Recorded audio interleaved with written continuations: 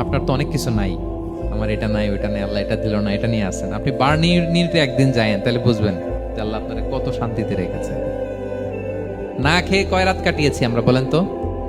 কত লোক বাড়ি ভাড়া পরিশোধ করতে পারে না, ঋণের বোঝায় জর্জরিত, দুরারোগ্য ব্যাধিতে আক্রান্ত, ক্যান্সারের লাস্ট স্টেজে।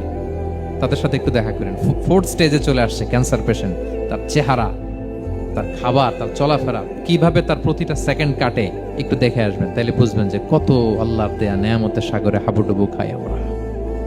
এজন্য আল্লাহ বলেছেন 3 নম্বর কর্মসূচি হচ্ছে ওয়া আম্মা বিনি'মাতি রাব্বিকা ফাহাদ্দিস, আল্লাহর নেয়ামতের শুকরগুজার হও।